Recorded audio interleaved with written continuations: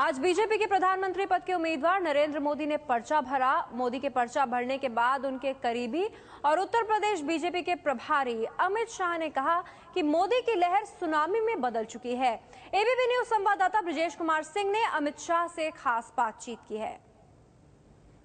PM पद के BJP उम्मीदवार नरेंद्र मोदी ने वाराणसी से अपना पर्चा भर दिया। जाहिर है इसकी जिम्मेदारी, जो कि पूरा का पूरा उसके पहले रोड शो हुआ। कई जगहों पर नरेंद्र मोदी गए, जैसे कि पंडित मदन मोहन मालवीय की प्रतिमा पर उन्होंने माल्यार्पण किया, सरदार पटेल की प्रतिमा पर, डॉक्टर बाबा साहब अम्बेडकर की प्रतिमा पर और उसके पहले स्वामी विवेकानंद की। यह सारा कुछ जो कुछ भी हुआ उसका पूरा कोऑर्डिनेशन अमित शाह के पास था, नरेंद्र मोदी के विश्वस्त सहयोगी, उत्तर प्रदेश के प्रभारी और बीजेपी के महामंत्री। अमित भाई, आज जिस तरीके से सड़कों पर आप लोगों को समर्थन दिखा, हजारों की तादाद में लोग सड़कों पर आए जब रोड शो गुजर रहा था, इसको आपने कहा नामांकन के बाद कि एक किस्म की सुनामी है। यह सुनामी वोटों में कन्वर्ट होते हुए नजर आ रही है आपको? देखिए, मैं मानता हूं कि ये लहर बहुत पहले भारतीय जनता पार्टी के कार्यकर्ताओं ने परख ली थी, मगर जब इस नामांकन होता है, चुनाव आगे बढ़ता है, तो ही जनता इस तरह से सड़क पर आती है। और आज वाराणसी की जनता ने जो अद्भुत अप्रत्याशित प्रतिसाद मोदी जी के नामांकन के समय पर दिया है, मैं मानता हूं कि ये चुनाव आज खत्म हो गया है और 16 तारीख को मतगणना नहीं होगी, जनगणना होगी कि मोदी जी के प्रति कितने वोट पड़े। लेकिन ये बताइए, जब वाराणसी से आपने नरेंद्र मोदी को चुनाव लड़ाने का फैसला किया था, उस समय ये कॉन्फिडेंस था, खासतौर पे तब जबकि अरविंद केजरीवाल ने यहाँ पर आकर एंट्री मार दी। यहाँ पर जिस तरीके के सोशल इक्वेशन थे, जिस तरीके से माइनॉरिटीज वोटर्स काफी बड़ी तादाद में, एक आशंका की बार बार लोग दुहाई दे रहे थे कि पता नहीं है सेफ है अनसेफ है, किस तरीके की।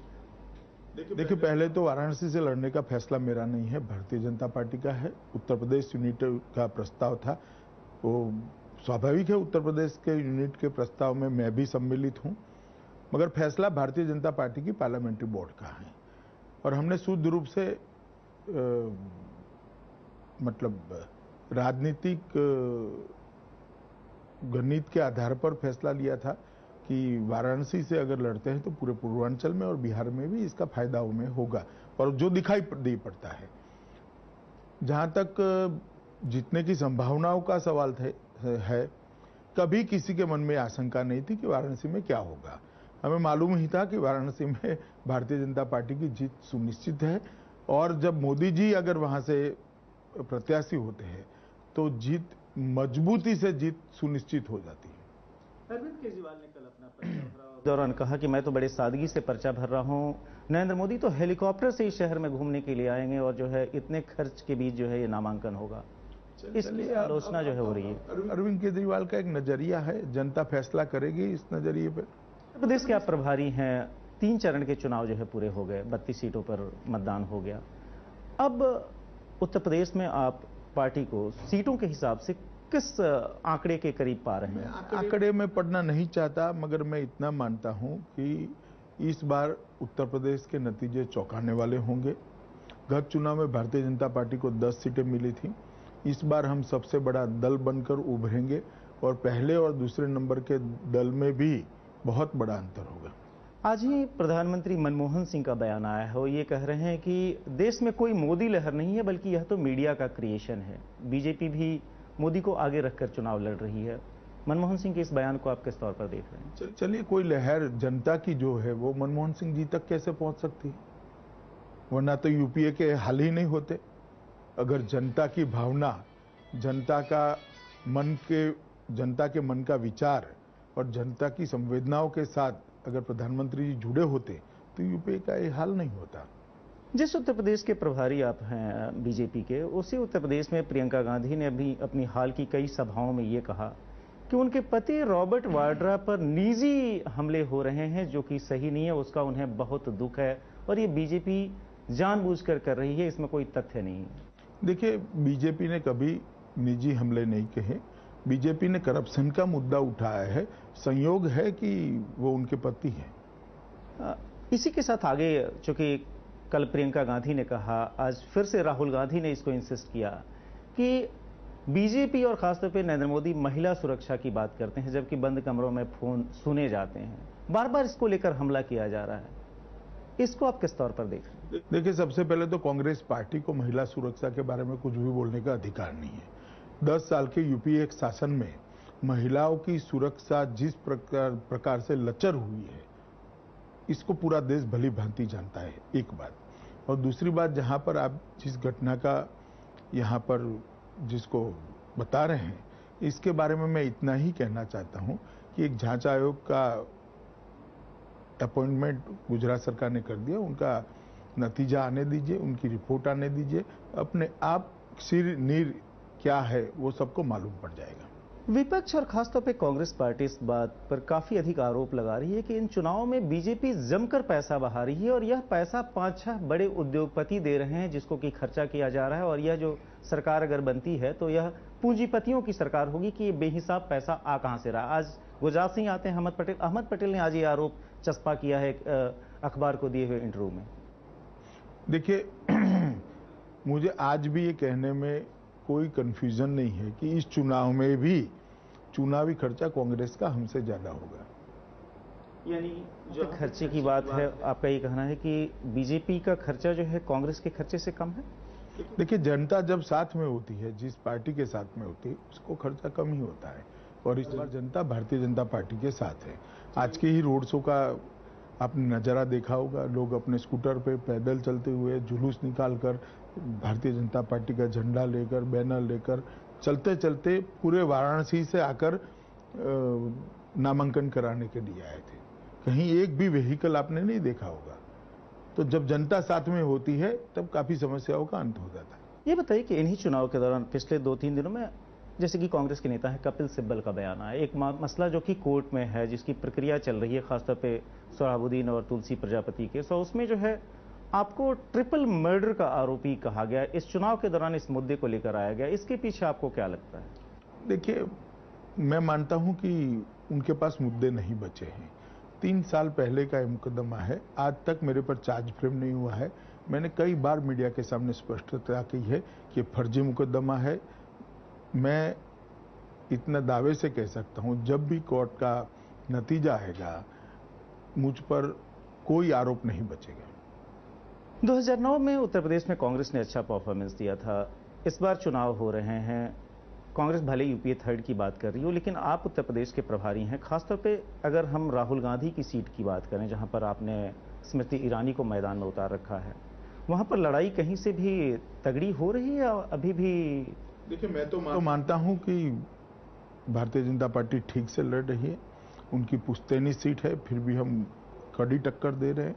आप 16 तारीख का इंतजार करिए। एक सवाल मैं ये जानना चाहता हूं कि नरेंद्र मोदी को आगे रखकर आप लोग चुनाव लड़ रहे हैं। देश के अलग अलग हिस्सों में अलग अलग चरणों के चुनाव हो चुके हैं। विपक्ष अब भी ये कह रहा है कि ये सारा का सारा जो 272+ की बात है, ये सिर्फ हवाई बात है कि उत्तर भारत के आगे तो आप कहीं हैं ही नहीं, तो कहां से 272 का आंकड़ा आप अचीव कर पाएंगे? आपके पर उत्तर प्रदेश की जानकारी जिम्मेदारी भले ही हो, लेकिन बीजेपी की जो राजनीति है, बीजेपी के जो अंदर का समीकरण है, उसमें आपको पूरे देश के हालात के बारे में भी ध्यान है। किस परिस्थिति में आज की तारीख में बीजेपी? मान लो उनका आरोप जो है कि हम उत्तर भारत के अलावे कहीं नहीं है, तो उनका ये कहना है कि बिहार उत्तर भारत में आता है, गुजरात उत्तर भारत में आता है, महाराष्ट्र उत्तर भारत में आता है, झारखंड उत्तर भारत में आता है, आंध्र प्रदेश उत्तर भारत में आता है, तमिलनाडु में भी हम अच्छा कर रहे हैं। हमारा तो खैर छोड़िए, उत्तर भारत में भी जनाधार है। जहां तक कांग्रेस का सवाल है ना, उत्तर पूर्व पश्चिम दक्षिण कहीं पर भी जनाधार नहीं बचा है। सिर्फ पार्टी ही बची है, जनाधार नहीं बचा है। तो बीजेपी के हिसाब से जो गुजरात में आपका अनुभव रहा है, जो आपकी एक रेपुटेशन है कि आप नए अलायंस बनाते हैं, चुनावी रणनीति में आपकी मास्टरी है, जो चुनाव हो चुके हैं, मतदान की कई फेज हो चुके हैं, कुछ नए अलायंस आते हुए दिखेंगे खासतौर पे चुनाव की समाप्ति के बाद से? अगर मान लीजिए बीजेपी या एनडीए अपने दम पर अभी करीब 23 साथी पक्षों के साथ चुनाव लड़ रहा है।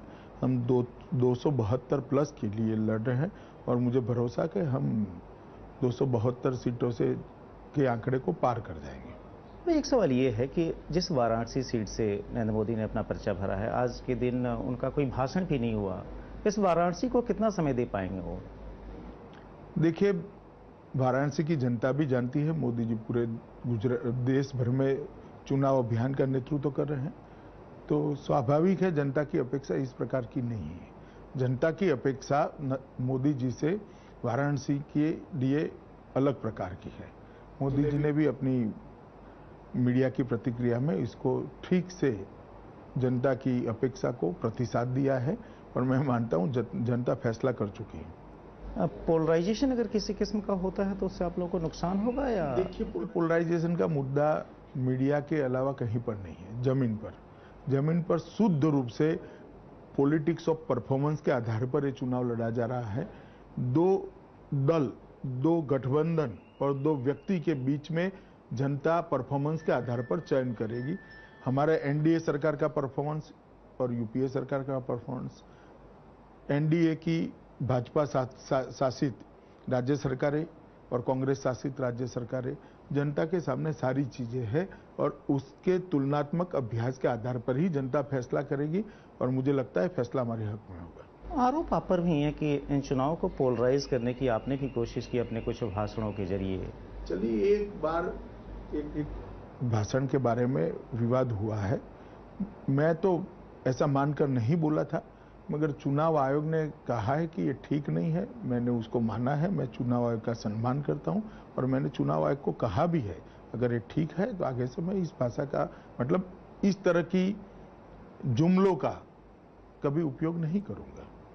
नरेंद्र मोदी की अगुवाई में अगर केंद्र में सरकार बनती है तो क्या अमित भाई आप पीएमओ में होंगे? चर्चा इस बात की है चारों तरफ।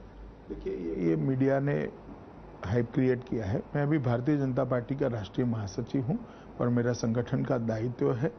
मुझे जो काम दिया गया है उसका मुझे गौरव भी है और संतोष भी है। यानी सरकार में आप नहीं जाएंगे अगर सरकार बनती है? मैं कहाँ रहता हूँ वो निर्णय मेरी पार्टी करेगी, मगर जहाँ तक मेरा सवाल है, मैंने कहा मुझे जो काम दिया गया है उसका मुझे गौरव है। मेरा सवाल वाराणसी के मतदाताओं के मन में या फिर वडोदरा के मतदाताओं के मन में भी एक प्रश्न है कि अगर नरेंद्र मोदी दोनों जगहों से चुनाव जीतते हैं और जैसा कि आप लोग क्लेम कर रहे हैं, उस कंडीशन में मोदी जी अपने पास कौन सी सीट रखेंगे, वाराणसी या वडोदरा? ये निर्णय मोदी जी नहीं करेंगे, ये निर्णय पार्टी करेगी और काउंटिंग के बाद ही करेगी। मगर मोदी जी ऐसे व्यक्ति है जो कोई एक सीट के प्रत्याशी नहीं है। ये पूरे देश के प्रधानमंत्री पद के लिए चुनाव लड़ रहे हैं। उनको 542 सीटों का रखरखाव करना है, चिंता करनी है। इसके विकास की बागडोर उनके हाथ में रहने वाली है। स्वाभाविक रूप से वडोदरा रहे या वाराणसी रहे, कहीं पर भी रहे, दोनों सीटों के लिए मोदी जी अच्छा काम कर पाएंगे, ऐसी भूमिका में निश्चित आएंगे। प्रदेश की अगर बात कर ले, उत्तर प्रदेश में मुलायम सिंह की बेटे अखिलेश यादव की सरकार है। अब जिस तरीके के चुनावी समीकरण बन रहे हैं, आपको क्या लगता है? आप ये तो क्लेम कर रहे हैं कि बीजेपी नंबर 1 पार्टी होगी, ज्यादा से ज्यादा सीटें जीतेगी। नंबर 2 पर आप किसको देख रहे हैं? अभी तय नहीं हो पा रहा है, मगर मैं मानता हूं कि हमारी स्पर्धा बसपा से। समाजवादी पार्टी को आप कहीं भी लड़ाई में नहीं देख रहे हैं? ऐसा मैंने नहीं कहा, मैंने स्पर्धा बसपा से है ऐसा कहा। नंबर 2 पार्टी जो है बसपा के तौर बन सकता है। धन्यवाद अमित भाई। अमित शाह बीजेपी के उत्तर प्रदेश के प्रभारी, जो कि बता रहे थे कि किस तरीके से नरेंद्र मोदी के वाराणसी से नामांकन के बाद से उत्तर प्रदेश में माहौल जो है बीजेपी के लिए न सिर्फ ज्यादा अनुकूल हुआ है, एक मोबिलाइजेशन हुआ है, बल्कि इसका असर जो है आसपास के जो इलाके हैं, जैसे कि बिहार के भी जो कई हिस्से हैं, उस पर भी पड़ेगा और पूरे देश में मोदी फैक्टर जो है वह एक अहम रोल प्ले करेगा और सरकार एनडीए की बनेगी नरेंद्र मोदी की अगुवाई में। यह भरोसा है अमित शाह को तब जबकि नरेंद्र मोदी ने वाराणसी से अपना नामांकन यानी अपना पर्चा भर दिया।